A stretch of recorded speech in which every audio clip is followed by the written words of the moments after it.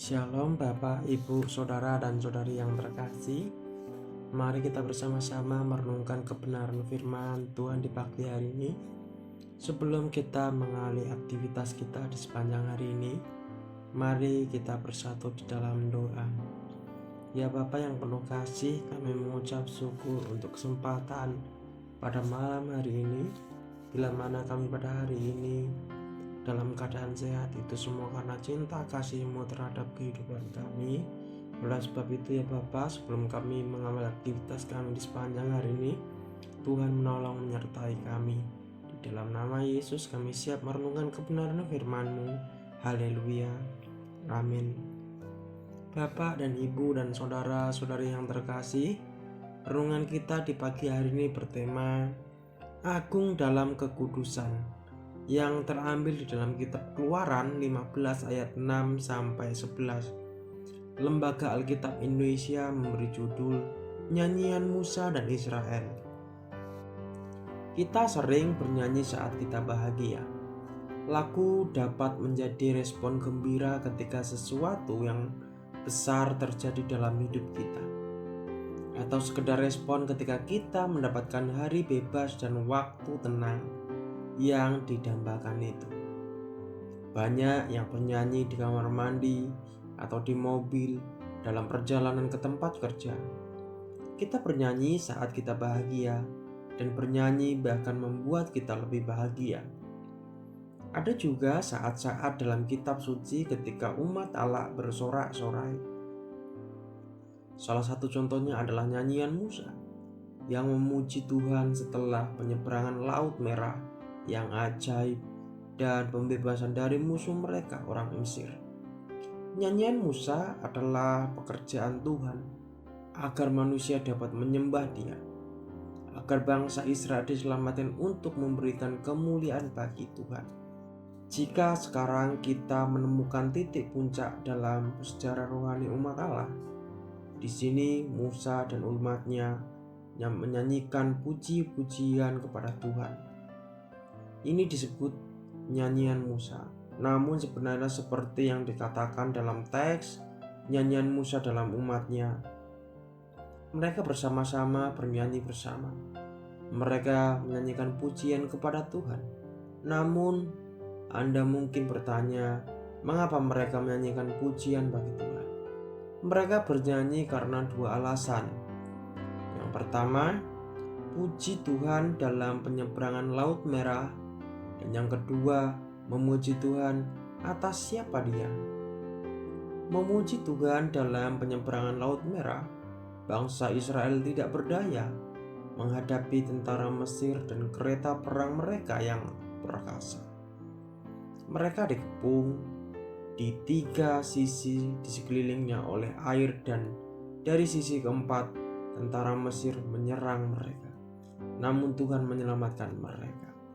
Demikianlah Musa dan bangsanya menyanyikan pujian kepada Tuhan atas penyeberangan mereka di Laut Merah.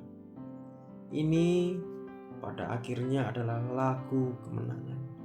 Dan ini adalah kemenangan yang telah Tuhan menangkan bagi rakyatnya. Maka orang-orang menyanyikan puji-pujian baginya, karena Allah telah menyelamatkan bangsa Israel. Dia telah mengantarkan mereka, dan sekarang mereka terinspirasi untuk bernyanyi. Puji Tuhan atas kelangsungan hidup kita, atas kesempatan hidup yang baru, atas kebebasan, atas bangsa kita sendiri, atas pelarian kita dari musuh, atau perlindungannya. Puji Tuhan atas perbuatan-perbuatan yang luar biasa. Pujian seperti ini yang ingin kita dapatkan. Artinya bukan sekedar memuji Tuhan sesaat, namun menjalin hubungan penuh pujian dengannya. Kita tidak boleh seperti bangsa Israel yang pada saat itu memuji Tuhan dan kemudian mengeluh. Kita harus hidup dalam sukacita, memuji nama Tuhan atas keperkasaannya dan siapa Dia dalam perbuatannya yang paling perkasa.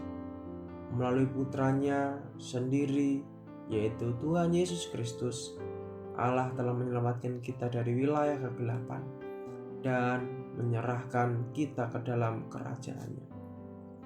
Pada akhirnya akan ada saat-saat baik dan akan ada saat-saat buruk. Hal ini berlaku bagi bangsa Israel dan juga berlaku bagi kita. Jadi meskipun kita harus memuji Tuhan atas nikmat yang diberikan kepada kita, kita harus lebih memuji Dia hanya karena siapa Dia, Tuhan kita yang agung. Itulah yang kita temukan dalam Kidung Agung, transisi dari memuji Tuhan atas kemenangan atas bangsa Mesir, menjadi kemudian memuji Tuhan atas siapa dirinya. Tidak ada seorang pun yang seperti Tuhan. Allah adalah agung dalam kekudusan. Dia terpisah dari semua yang lain dan di atas segalanya. Luar biasa dalam perbuatan yang mulia dan melakukan kebajikan. Salah satu istilah teologis untuk hal ini adalah tidak dapat dipahami meskipun kita dapat mengetahui banyak hal tentang Allah. Sebagaimana kitab suci menyingkapkan Dia kepada kita, Allah dalam keseluruhannya masih belum dapat kita pahami. Jalannya melebihi jalan kita. Kita tidak akan pernah kehabisan tenaga untuk belajar tentang Dia. Dia tidak terbatas, bijaksana, suci, adil dalam segala jalannya dan dalam segala sifatnya. Kita hendaknya memuji namanya ketika kita masih meraih kemenangan, tapi juga ketika kita merasa kalah. Sebab meskipun pasang surut menimpa kita, Dia tetaplah Tuhan.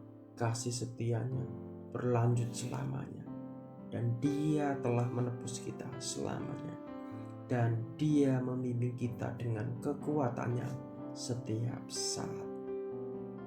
Nyanyian Musa adalah nyanyian tentang perbuatan Tuhan yang menakjubkan, dan nyanyian tentang siapa Dia. Hanya Dia yang kudus, adil, dan benar. Sungguh teladan yang mulia bagi kami. Melayani Tuhan sambil menyanyikan pujiannya. Amin. Mari kita bersatu di dalam doa. Segala yang bernafas biarlah memuji dan memuliakan nama-Mu. Dan betapa mulianya kekekalan-Mu, ya Tuhan Allah kami. Biarlah kami setiap umat-Mu menikmati hadirat-Mu. Kami mau menyembah Tuhan Allah pencipta langit dan bumi dan segala isinya, dan menyanyikan pujiannya selamanya. Kami menantikan hari itu. Namun kami juga berdoa, ya Tuhan Allah kami, agar kami dapat menikmati pendengaran kami saat ini, memuji Tuhan di tempat ini dan dimanapun kami berada, baik di saat baik atau buruk. Biarlah Kidung Musa menjadi nyanyian kami. Kami mau selalu memuji Tuhan dalam nama Yesus Kristus. Haleluya. Amin. Salam, selamat pagi, selamat beraktivitas. Tuhan Yesus memberkati kita semua.